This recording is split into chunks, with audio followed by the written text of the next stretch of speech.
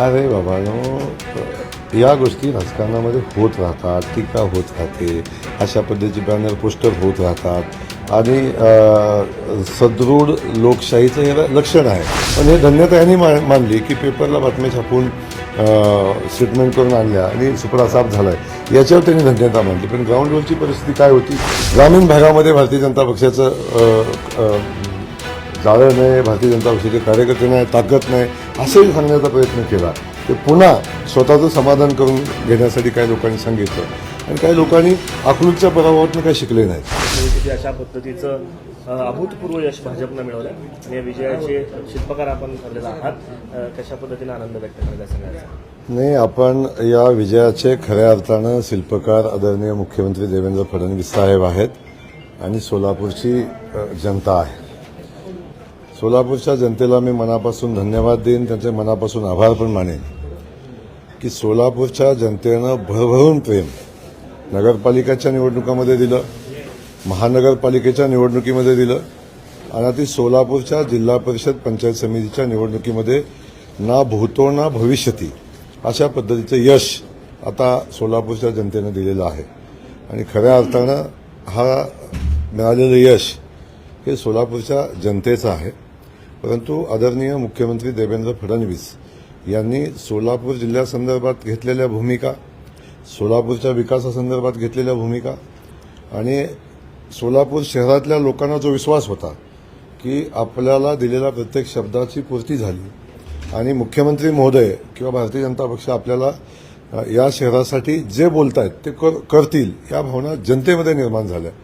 तशाच पद्धतीच्या भावना ग्रामीण भागातल्या जनतेच्या होत्या की आपल्या गावखेड्याच्या पायाभूत सुविधा मजबूत करायच्या असतील, आपल्या भागाचा विकास करायचा असेल तर भारतीय जनता पक्ष आणि आदरणीय देवेंद्र फडणवीस साहेबांच्या शिवाय हे शक्य नाही, हे या जनतेनं जाणलं आणि म्हणून जनतेनं भरभरून आशीर्वाद दिले. आपण बघता की जसं महापालिकेच्या निवडणुकीमध्ये आजपर्यंतच्या इतिहासामध्ये भारतीय जनता पक्ष कधीही स्वतःच्या ताकदीवर महानगरपालिकामध्ये सत्तेमध्ये आला नव्हता आणि आता थम्पिंग मेजॉरिटी घेऊन आम्ही महापालिकेमध्ये आज सत्तेत आहे. त्यासोबत जिल्हा परिषदेच्या निवडणुकामध्ये आपण पाहिलं, बहुतांश नेत्यांनी, बहुतांश आमच्या पत्रकार बांधवांनीही अनालिसिस असं केलं होतं की ग्रामीण भागामध्ये भारतीय जनता पक्षाचा तेवढा प्रभाव नाही, तेव्हा भारतीय जनता पक्षाच्या किती जागा येतील याविषयी साशंकता व्यक्त केली होती. म्हणजे आम्हाला कॉन्फिडन्स होता की आम्ही गावखेड्यामध्ये काम करत असताना गेल्या 1 वर्षाच्या कालखंडामध्ये, त्याच्या अगोदरही माननीय मुख्यमंत्री मोदयांच्या नेतृत्वाखाली जेव्हा आम्ही काम करतो तेव्हा खऱ्या अर्थानं लोकांच्यामध्ये एक विश्वास निर्माण झाला आहे भारतीय जनता पक्षाच्याबद्दल आणि आदरणीय मुख्यमंत्री मोदयांच्याबद्दल. तर आम्ही अस्वस्थ होतो की जनता आमच्यासोबत आहे, जनता विकासासोबतच राहील. लोकांनी ही निवडणूक वेगळ्या वळणावर व्यक्तिगत टीका करून नेण्याचा प्रयत्न केला आणि सोलापूर जिल्ह्याचा स्वाभिमान असं काही बोलायचा प्रयत्न केला आणि या सगळ्याला जनतेनं चोख उत्तर दिलं की सोलापूरच्या जनतेचा स्वाभिमान हा सोलापूरच्या मातीचा विकास हाच आहे. हा खऱ्या अर्थानं मेसेज जनतेनं दिला. म्हणून मी सोलापूरच्या जनतेचं पुन्हा एकदा मनापासून आभार मानतो. 2017 साली ज्या भारतीय जनता पक्षाच्या 13-14 जागा होत्या त्या भारतीय जनता पक्षाला क्लिअर मेजॉरिटी स्वतःच्या चिन्हावर देण्याचं काम जनतेनं केलेलं आहे आणि याचा मनापासूनच आनंद पालकमंत्री म्हणून मला आहे, आमच्या भारतीय जनता पक्षाच्या नेतृत्वाला आहे. भाऊ, खरं तर तुम्ही 37 सभा घेतल्या आणि 38 जागा जिंकून आणल्या.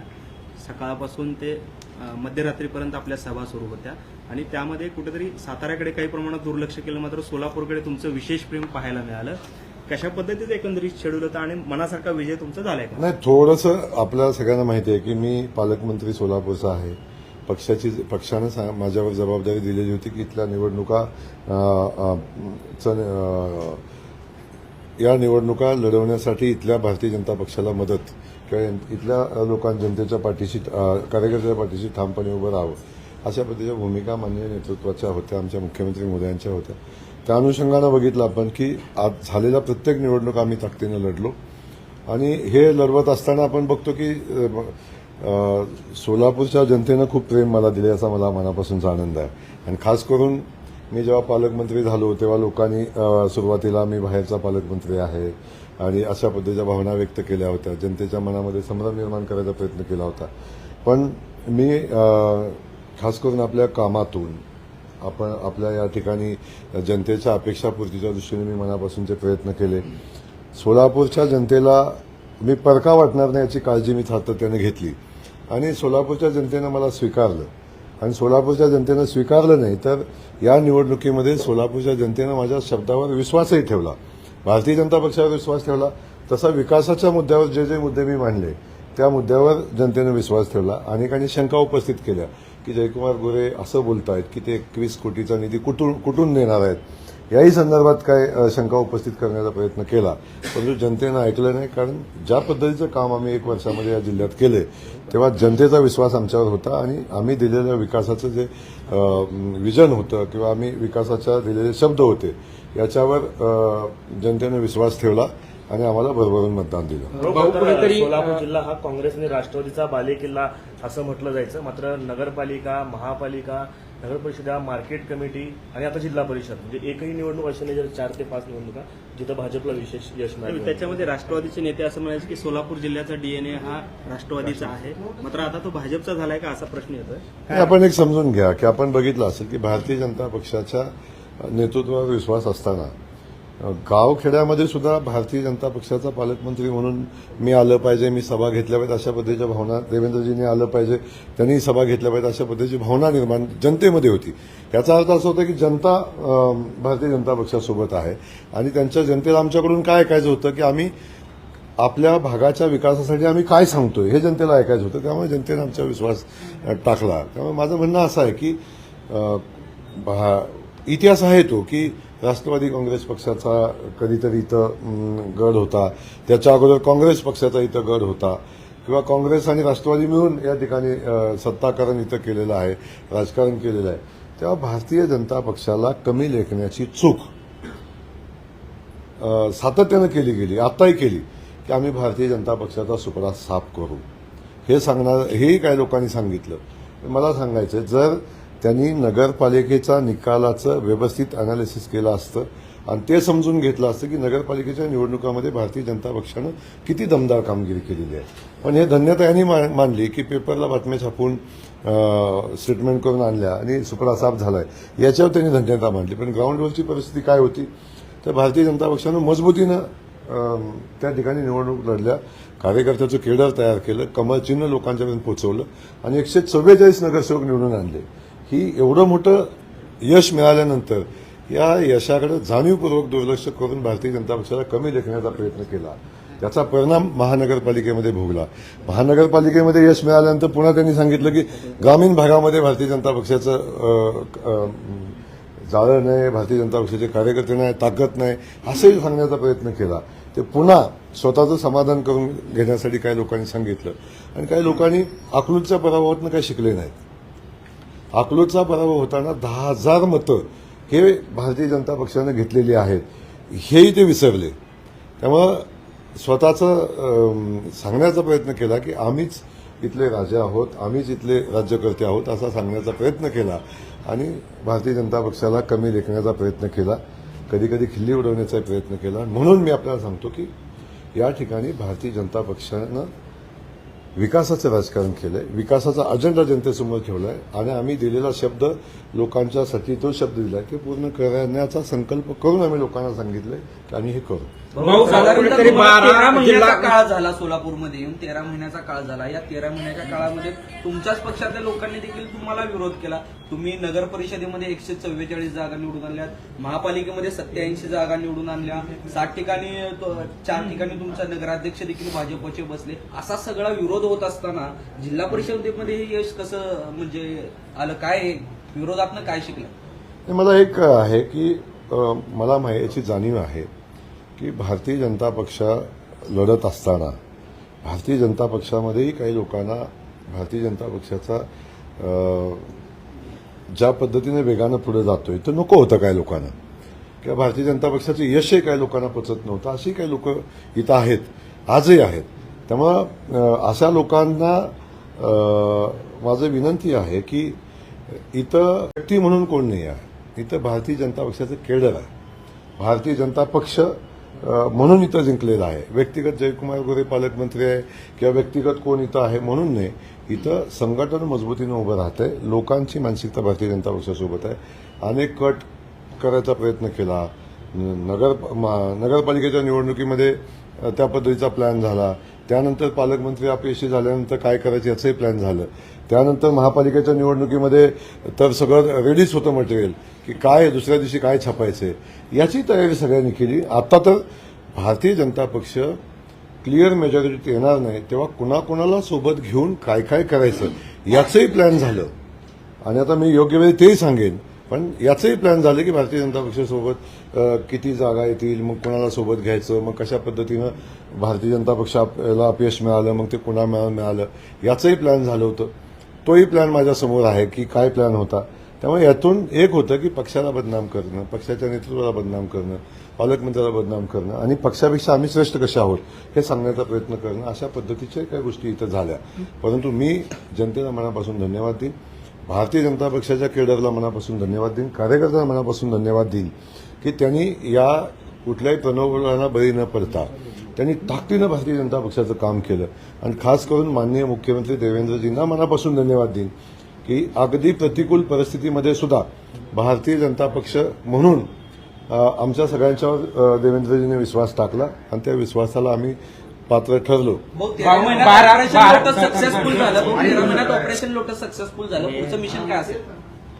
आता मी सांगितलं त्यामध्ये की जिल्हा परिषदेचा अध्यक्ष जो आहे तो ओबीसी साठी राखीव आहे ते तर त्याच प्रवर्गाला मिळेल की पुन्हा ते सर्टिफिकेट वगैरे काढले जातात अलीकडे? मी आपणाला एक गोष्टीचं क्लिअर सांगतो की अजून अध्यक्ष निवडीची कुठलीही प्रक्रिया चर्चेतच नाही. त्यामुळे मला वाटतं त्याच्यावर चर्चा करणं उचित नाही. भाऊ, कुठेतरी 12 जिल्हा परिषद निवडणुका झाल्या, अनेक ठिकाणी बहुमत मिळाले, मात्र काही ठिकाणी त्रिशंकू जी परिस्थिती निर्माण झालेली आहे, कशा पद्धतीने ही परिस्थिती आहे ते हाताळणार आहात? कारण आपण पाहतोय की मोठा पक्ष म्हणून भाजप सर्व निवडून आलेला आहे. आता तुम्हाला पहिला विषय तर सोलापूरमध्ये तशी परिस्थिती नाही, त्यामुळे इथं हाताळायचा प्रश्न येणार नाही. परंतु आपल्याला एक माझं सांगणं आहे की ज्या ज्या ठिकाणी तशी परिस्थिती निर्माण झालेली आहे, माननीय मुख्यमंत्री महोदय सक्षम आहे, ते त्या त्या ठिकाणी निर्णय घेतील, वरिष्ठांशी बोलतील, आवश्यक असलेल्या गोष्टी घडतील. पण अध्यक्ष भारतीय जनता पक्षाचा होईल याच्यामध्ये कुठली शंका राहणार नाही. अजितदादांच्या विमानावरून रोहित पवार या सगळ्या विजयाची चर्चा होत असताना एका पराभवाची चर्चा ती रंगली, ते म्हणजे साताऱ्यामधल्याच आपल्या वहिनींचा आणि भाऊचा पराभवाचा. त्याचं कशा पद्धतीने विश्लेषण करणार? मी आपल्याला एक गोष्टीचं क्लिअर सांगतो की मी कार्यकर्ता आहे आणि कार्यकर्ता म्हणून कारण सांगण्याची मला सवय नाही. मी कधी कारण कुठल्या गोष्टीचं सांगत नाही. तो पराभव का झाला या विश्लेषणात जाणार नाही, पण पराभव झाला आणि मी स्वीकारला. स्वीकारलं. सोलापूरकडे जास्त लक्ष होतं हे तर कबूलच आहे. थोडंसं दुर्लक्ष झालं का तर बिलकुल झालं हेही कबूल आहे. परंतु दुर्लक्ष होणं एवढंच त्या पराभवाचं कारण नाही, अन्य काय कारण आहे. आणि कारण देणारा मी कार्यकर्ता नसल्यामुळे मी कारण देणार नाही. तो पराभव मी स्वीकारलेला आहे आणि त्यातून असे अनेक धक्के मी आजपर्यंत स्वीकारलेले आहेत. त्यामुळं या सगळ्या धक्क्यातून मार्ग काढून ताकदीनं उभा राहू. आणि आपल्याला सगळ्यांना सांगतो की या सगळ्या गोष्टी पुढे घेऊन जात असताना राजकारणामध्ये या सगळ्या गोष्टीतनं प्रत्येकजण गेलेला आहे, कोणच नाही. हे अगदी मुख्यमंत्री महोदयांनी आम्हाला हेच सांगितलं की कुठला पराभव अंतिम नसतो, कुठला विजय अंतिम नसतो. त्यामुळे आपल्या कामात सातत्य असणं, काम सातत्यानं करत राहणं, जनतेच्या विश्वासात राहणं आणि जनतेच्या समोर विकासाचा अजेंडा घेऊन आपण गेलो तर जनता आपल्यासोबत राहते. रिव्हॉल्वर दाखवतात, प्लेस आहे असं शासनाचा आरोप आहे. काय सांगतात? काय पालकमंत्री एक गुंड आहेत, एक दहशत माजवतात असंच त्यांनी सांगितलं. काय सांगाल? आता तुम्ही साक्षीदार आहेत. मी गुंड आहे का नाही तुम्हाला माहिती आहे. आपण 13 महिन्याच्या कालखंडात मला चांगला अनुभवलेला आहे आणि त्यामुळे किती जणांना त्याचा इम्पॅक्ट आलेला आहे हे तुम्ही बघितलेलं आहे. त्यामुळे ते काय म्हणतात याला झिरो किंमत आहे. पण एक सांगतो की जे सांगतायत ते मोठे गुंड आहेत. त्यांच्यावरचे गुन्हे, माझ्यावरही काही गुन्हे आहेत, पण त्यांच्यावरचे गुन्हे, त्यांच्यावरची परिस्थिती, त्यानंतर न्यायालयीन प्रक्रियेमध्ये पोलीस स्टेशनमध्ये असलेले प्रलंबित गुन्हे या सगळ्याचा विचार केला. आणि आज माळशिरसमध्ये जे वातावरण आहे आपण आज बघितलं की माळशिरसमध्ये कुठल्या पद्धतीचं वातावरण आहे की इव्हन अनेक कार्यकर्त्यांना मारहाण झालेली आहे भारतीय जनता पक्षाच्या. ज्या पद्धतीची मतं भारतीय जनता पक्षानं गावागावात घेतली त्यातून अनेक कार्यकर्त्यांना दमबाजी, मारहाण हे प्रकार झाले. त्यातून एक तर विषय असा समोर आला की आमचे तिथले माजी आमदार राम सातपुते यांच्यावर हल्ला करण्याचा प्रयत्न झाला. आणि एक माहिती अजून पुढे येते की आज पोलीस तपास करतायत की त्यांच्या खुनाचाही कट करण्यात आला आणि तो कट कुणी केला हेही आपल्याला या अनुषंगानं भविष्यात समोर येईल त्या माहिती सगळ्या. तेव्हा अशा पद्धतीनं कोण गुंड आहे, कोण काय आहे, या संदर्भात आपल्या काही माहित्या पुढे येतील आणि तेव्हा आपण त्यावर चर्चा नक्की करू. हो, अजितदादांच्या विमानाचा जो अपघात झाला त्यावरून रोहित पवारांनी एक पत्रकार परिषद घेतली आणि त्यामधून त्यांनी कंपनीवर गंभीर स्वरूपाचे आरोप केलेले आहेत आणि याची निष्पक्ष चौकशी सरकारने आणि त्यांचे सुरक्षा यंत्रणा ज्या आहेत त्यांनी याची चौकशी करावी तपास यंत्रणांनी, अशी मागणी सरकारकडे केलेली आहे. काय वाटतं रोहित पवारांच्या ह्या सगळ्या? आदरणीय रोहित पवारांनी जी भूमिका मांडलेली आहे की त्याची चौकशी झाली पाहिजे, अवश्य त्याची चौकशी झाली पाहिजे. पण मी आपल्याला एक सांगतो की त्या विमान अपघाताची चौकशी चालू आहे. ब्लॅक बॉक्स मिळालेला आहे, त्या अनुषंगानं चौकशी होते. मला अधिकचं त्या संदर्भात बोलणं मी बोलणं उचित नाही, पण त्याची चौकशी चालू आहे आणि त्याच्या सगळ्या चौकशा होतील. त्यासाठी वेगळं काय सांगायची मला वाटते आवश्यकता नाही आहे. पण चौकशी चालू आहे, चौकशीतून तथ्य पुढे येईल. हो, त्यांचा असा संशय आहे की ते घातपातच आहे, अपघात नसून. आणि त्यामुळे चौकशी जी आहे ती भारतातल्या कंपन्यांना देता किंवा भारतातल्या एजन्सीला देता फॉरेन मधल्या एजन्सीजला ही चौकशी दिली पाहिजे असं त्यांनी मागणी केली आहे. अजितदादांचा झालेला अपघात हा दुर्दैवी आहे, त्याची चौकशी झाली पाहिजे. मग ते कुठल्या एजन्सीमार्फत व्हावी हा विषय जो येतो तो माननीय तपास यंत्रणा ठरवतील आणि राज्य सरकार ठरवेल, केंद्र सरकार ठरवेल आणि त्याचा निर्णय ते घेतील. भाऊ, मोदीची एक संकल्पना होती, घर तिथं नळ, जे ग्रामीण भागात तालुक्यात होते. आम्ही जाऊन बघितलो तर तिथं दिसत नाहीत. काय भागात दिसतात आणि काय भागात दिसत नाही, यासाठी तुमचा प्रयत्न काय असणार? नाही, आता तो विषय मोदीजींची संकल्पना आहे आणि अख्ख्या देशभर हर घर नल से जल हा जो मोदींचा संकल्प आहे तो संकल्पानुसार काम चालू आहे. काही ठिकाणी कामं अजून अपूर्ण आहेत, काही ठिकाणी कामं होत आहेत, काही ठिकाणी पाणी पोचले, काही ठिकाणी स्वच्छ पाणी मिळते. या सगळ्या गोष्टी आपण सगळेजण पाहतोय आणि ती योजना चालू आहे. मला वाटतं त्याचं खूप चांगलं यश येताना आपण पाहतोय. त्यातल्या काही गोष्टी, काही उणिवा आहेत, काही अडचणी आहेत, त्या ठिकाणी त्या अडचणी सोडवण्याचं काम चालू आहे.